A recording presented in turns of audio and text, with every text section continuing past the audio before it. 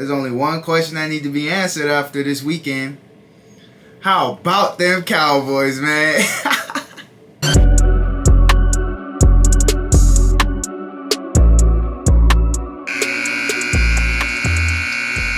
What is up, everybody? It's your boy Dizzy.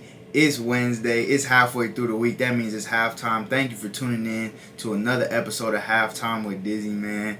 There's a lot to talk about, as you can see in the title, as you see in the little intro. As soon as you click the video, we're going to dive right into these damn Cowboys, man. But before I get into that, make sure you leave a like, a comment, subscribe if you're new, tell a friend if you're not. And yeah, man, let's dive right into this, man. If you, for whatever reason, didn't watch the game, Cowboys went down to Santa Clara and got kicked up out of there. They lost to the 49ers 42-10. And I was just thinking, like, you know, if I had to describe the game to someone who, for whatever reason, didn't watch and couldn't get the highlights, I think this is how I would describe it right here. Where you got my 40, homie? I don't have nothing. Yeah, you got something. Why you tripping, Debo? Shut up, fuck, I'll knock your ass out. Oh, man, that's messed up. Why don't you give him back his chain? What chain? Yeah, what chain?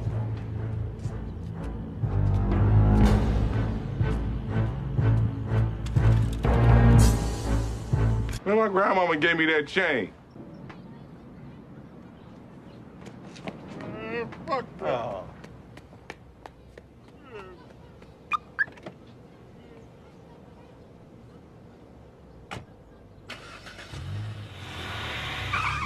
He gonna cry in the car. The Cowboys got beat up, and as you can see, they showed no fight. That's exactly what it was this past weekend. They got beat up and showed no fight. The big bully did exactly that. They bullied them. And I predicted that the score would be 24-10. I technically got it right. I just had the numbers flipped. It ended up being 42-10. I predicted 24-10. I had a little more respect for Dallas. I was being a little generous, but that's all gone now. They at the bottom of my list in terms of teams in the NFC. But in all seriousness, man, everything that I kind of said was going to happen, it happened. I said Dallas's pass rush was not going to get to Brock Purdy. Brock Purdy went 17 for 24, 252 yards, 4 touchdowns, and was only sacked 1 time. It's because he gets the ball out quick. It's because he makes the right reads. And, of course, he's got a great offensive line in front of him. And on the other hand, wasn't so great. I said it's going to come down to Dak Prescott making plays. What did he do? He folded like a fat person sitting in a cheap chair. He folded. Prescott went 14 for 24, threw 153 yards, only 1 touchdown, and 3 interceptions, was sacked 3 times. I think we learned a lot about both teams. One team is up here and one team is down here. And I think when you really look at it, the question becomes, is Dak Prescott really the quarterback for the Cowboys moving forward now? I'm not like everyone else thinking, oh, they need to make a move right now. They need to go find someone else right now, put Trey Lance in there right now. But looking at the future, can you really win with him if in these big moments he's going to throw 3 interceptions? That's not what an elite quarterback does. And we're looking at Dak Prescott as, at the very least, a top 12 quarterback in the NFL. You're not that if you're going to throw interceptions every time you're in a big moment. And on the other sideline, Brock Purdy, I think we need to start talking about him in terms of some of the top dogs. I think we have been saying, okay, well, it's Kyle Shanahan's play calls. It's the fact that he has Debo and Kittle, Ayuk, McCaffrey, all these guys, which is true. But if you actually watch the game and watch the throws that this dude was making, they were a lot like the Patrick Mahomes throws, the Josh Allen throws, the Joe Burrow throws. So I think we need to start putting some more respect on this dude's name. People are starting to talk about maybe he's an MVP candidate. I would definitely throw him in that conversation because dude's been balling. And, you know, of course, whenever the Cowboys lose, all of a sudden they phone broke. You know, they change their number or something. You can't really get a hold of them. But there were a couple of Cowboy fans that said something to me right before the game. This is a segment I'm going to call Holla at Me. I told you last time that I wanted to be more interactive. I wanted to get your opinion on things, and did just that. This is from Will. He left a comment on one of my TikToks. Make sure you follow me on TikTok if you don't already. Dizzy Too Nice. You already know what it is, man. You see on the shirt. You know what I'm saying? Getting some merch and all that. You know, we doing big things. You know what I'm saying? But Will said on my video that I said Brock Purdy was going to do his thing and that Dak Prescott wasn't, and that the score was going to be 24-10. He said, the Cowboys secondary, though, it will be closer than that, but I do think a 49ers win. Cowboys secondary got torched. I told you, without Trayvon Diggs, you can't shut down one side of the field. You can throw anywhere now with Trayvon Diggs off the field. Stephon Gilmore can't cover everybody. The Cowboys secondary has improved from years past, but it's still not on the level to stop a 49ers team with so many weapons. So, and we saw that on Sunday night. And my boy Ryan, man, biggest Cowboy fan that I probably know. I mean, there's a few that I know. He's definitely one of the bigger ones, and he does what Cowboy fans do, just say outrageous stuff. He said, Cowboys making the NFC Championship. Well, I wish you would have waited just a few more hours to drop that comment, because they obviously ain't doing that. They obviously are not doing that. Got absolutely thrashed by the 49ers, and the Eagles are in their division. They're going to have to see them twice, and if they're performing like this against the 49ers, I don't think they'll perform much better against the Philadelphia Eagles. So, to me, that's out of the question. I don't think the Cowboys are leaving the first round of the playoffs, if I'm being honest with you. Next up, my boy Tanner from back home, man. He told me that the Niners were going to destroy the Cowboys, and he was absolutely right. I actually thought this game would be closer than it really was. I had respect for Dallas and their defense. I said, okay, Michael Parsons going to be a factor. You know, Stephon Gilmore going to get in there. Maybe Dak will elevate his play with Tony Pollard and CeeDee Lamb, Brandon Cooks. And again, they folded. They were nowhere to be found. They said, Coach, figure it out. I'll be on the bus, ready to go to the airport to head back to Dallas, because I don't want no parts of this. That's exactly what they did. And the 49ers, they spanked them, man. They really did. And again, the 49ers to me are the big bad wolf in the NFC. And if the Cowboys are going to fold like that against them, they'll fold against other teams like the Philadelphia Eagles. We can't forget about the Detroit Lions. There's some tough teams out there, and Dallas don't stand a chance if they're going to play like that in big moments. So, again, sticking with the Cowboys, my boy Andres, Dak Prescott gets replaced next season. I'm starting to lean towards that. At first, when they made the trade for Trey Lance and all this stuff, I'm thinking like they just paid Dak Prescott. No way they move on from him. And of course, because my thought process also was, who are you going to get in return? You're not going to trade Dak Prescott for Patrick Mahomes. You're not going to trade Dak Prescott for Joe Burrow. And most of the teams that want a quarterback right now are probably in the race to get Caleb Williams or one of the quarterbacks for this upcoming draft. So I was kind of the mindset that won't happen. But after watching what I watched this past weekend, who knows? It definitely could happen. This is a team that's built to win. They have all the pieces, the good defense, the weapons on offense to win. And you're looking at the quarterback and saying you're the reason why they're not winning. And you know who that makes him? If that's truly the case, Zach Wilson. It makes him Zach Wilson. Good defense, good weapons on offense, can't get it done.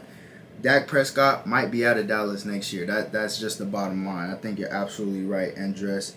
Moving on to college football, my boy Evan said Ohio State natty. I don't know. They barely won. They got lucky that Notre Dame only had 10 guys on the field at the end of the game. That's why they won that game against Notre Dame.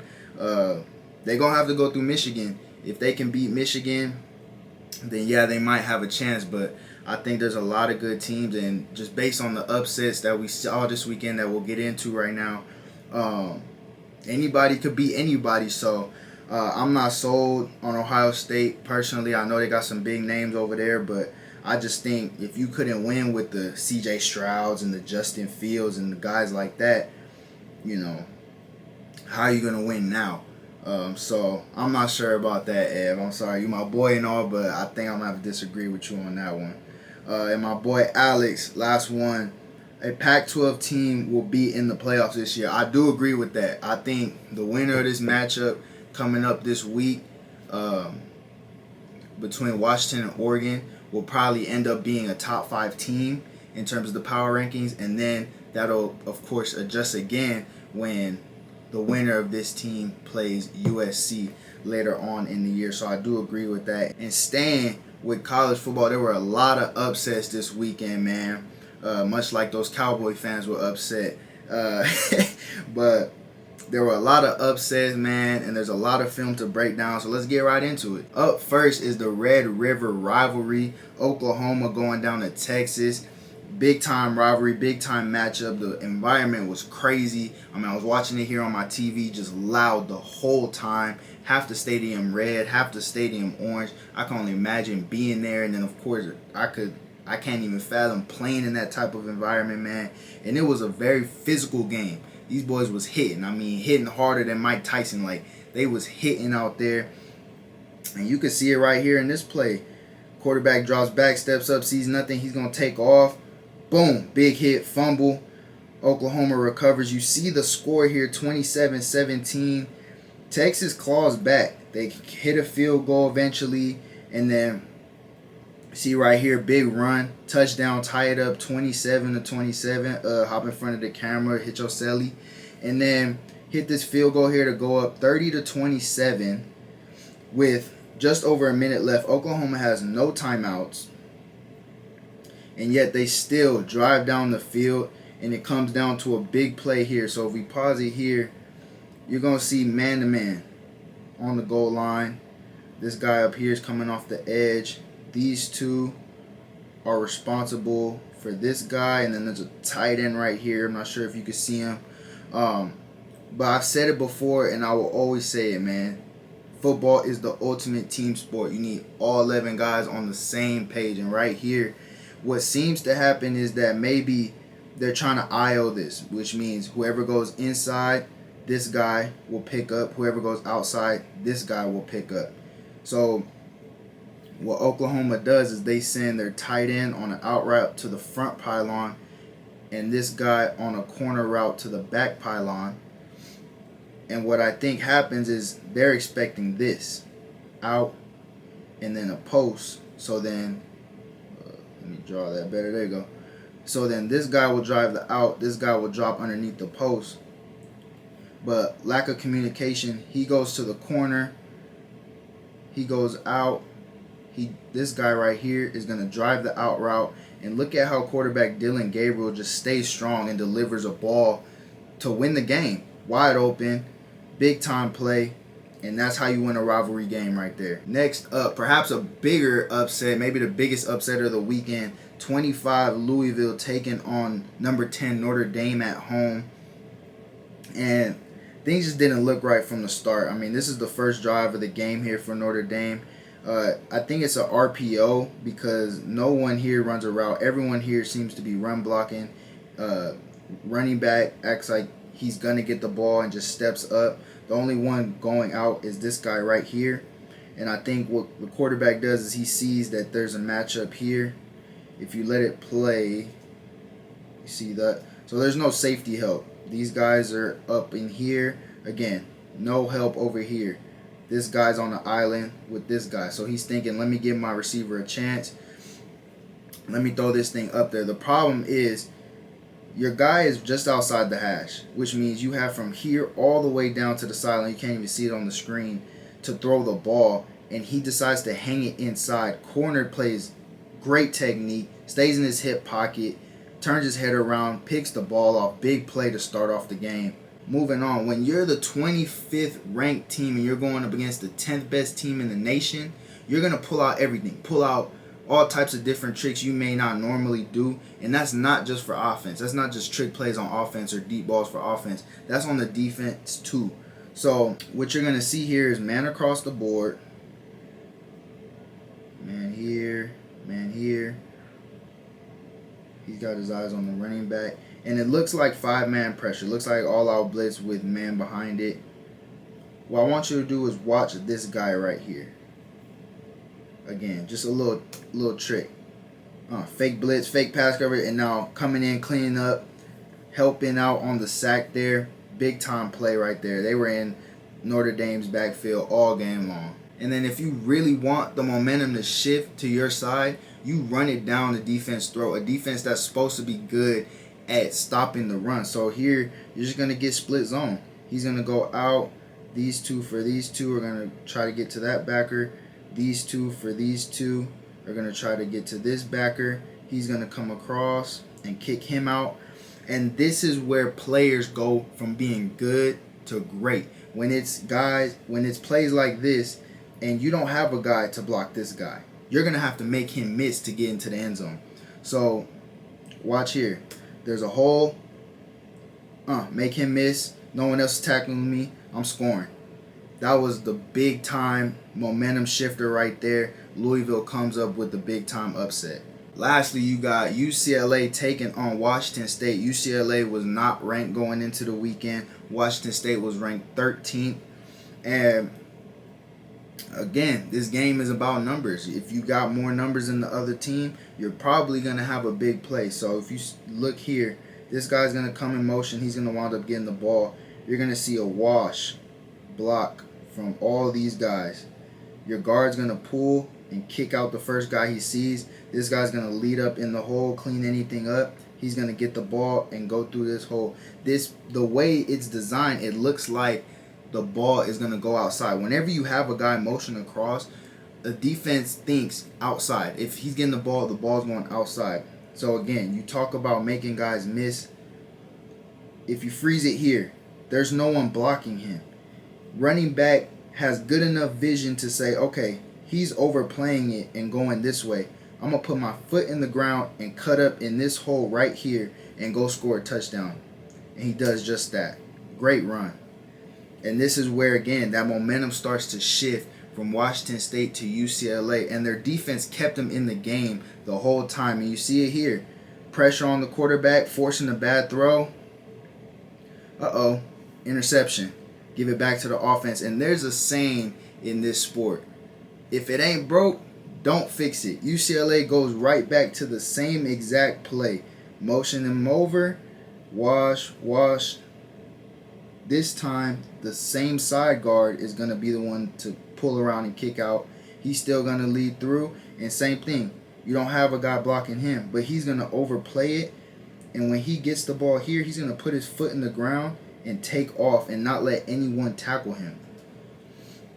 Sweep here, get the ball, foot in the ground, cut it up, not letting no one else tackle me, touchdown. And UCLA pulls off the big upset against Washington State. Moving on to some pick'ems, and we have great games coming up this weekend. My eyes are going to be glued to the TV, man, I promise you. Starting with college football, the game of the week, the game that everybody should be watching. College game day is going to be there. Number 7, Washington taking on number 8, Oregon. Man, this is tough. This is one that I had a tough time picking. But I'm going to go with Washington. I think the way Michael Penix Jr. has that offense rolling, they're going to be hard to stop. I think Oregon's defense is solid, but I don't think they'll have enough answers for guys like Roma Dunze and Jalen McMillan, Jalen Polk. I think Washington's going to end up winning this game and really put the whole country on notice as one of the best teams in all of college football. I'm going to take Washington to win this game.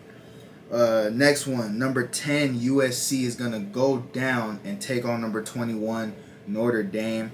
I think Notre Dame wants to avenge themselves, get some redemption, but I don't think they're going to get it in this game. I think same thing, USC's offense is rolling. I know I've had questions about their defense, which did look suspect against Arizona this past weekend, but I don't know if Notre Dame has enough offensively to match USC. I think any team in the country that wants to go shoot out with USC, they're likely going to lose with Heisman candidate and Heisman winner from last year, Caleb Williams, on that offense. So I'm going to take USC to win that game on the road. And lastly, Oregon State, they're ranked 15th. They're going to take on UCLA, who is now ranked 18th. This one's tough, man. Another tough one, but I'm going to take Oregon State. Oregon State's going to be at home. Their offense is rolling. Their defense looks solid. And I think they're going to be too much for UCLA to handle. I'm going to take Oregon State. Moving on to NFL. Here we go again. The Dallas Cowboys are going to go down back to Cali, where they just got they asses kicked.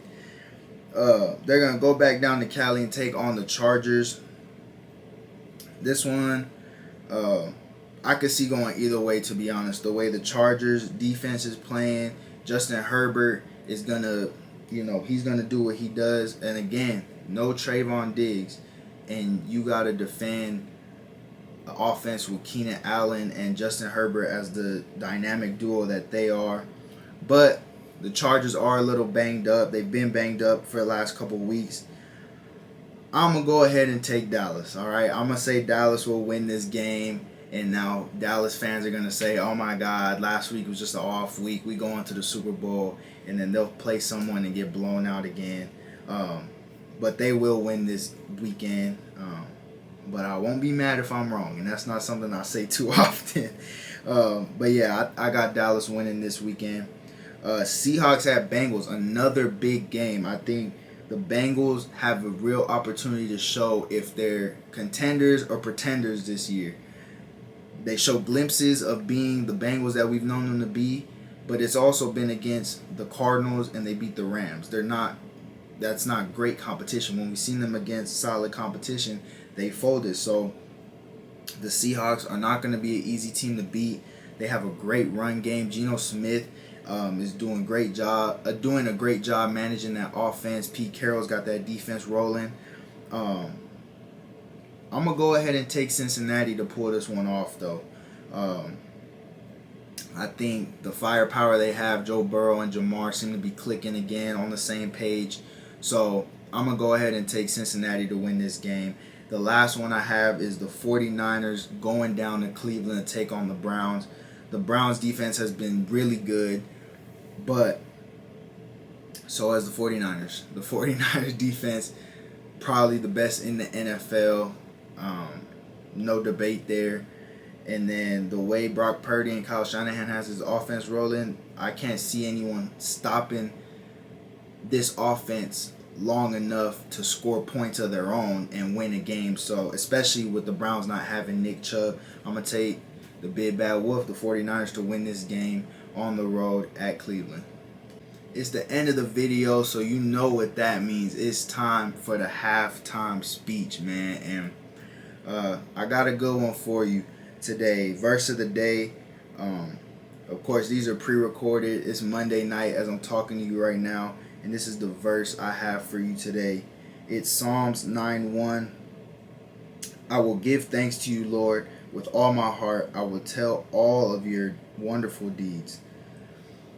To me, that was huge to me, because I think a lot of times we look so much at the big picture that we forget to be thankful for the little things. There's a lot of things going on in my life right now that I need to just take a second to be thankful for, but if I'm looking at the big picture, oh, my ankle, oh, I can't play football, oh, X, Y, and Z, then I'll miss up on those little blessings, and I'll forget to say, you know what, thank you, God, for blessing me with this today or this week or whatever it is. So my challenge to you today is find the little things in your life that you could and should be thankful for, and I promise you, you won't regret it. You won't regret sitting down and saying, you know what, God, I know things haven't been right, but you blessed me with this little thing, and I just want to thank you for it. Because those little blessings go to bigger and bigger and bigger blessings, and before you know it, you have everything, not even everything that you wanted. You have better things than everything that you wanted. And so yeah, give thanks to the Lord for everything that He's given to you, whether it's good, bad, different, because at the end of the day, He's only doing what's best for you. It's already written, and we just gotta trust it, man. If you're still watching, as always, thank you so much. Make sure you like, you comment. If you're new, subscribe. If you're not new, go ahead and share this with a friend, man. I love doing the whole interaction. So again, if you have more things to say, more hot takes, anything you disagree with or agree with in this video I just put out, man, make sure you drop a comment. Make sure you send me a text, whatever it is. And yeah, just stay tuned. I have another video for you real soon.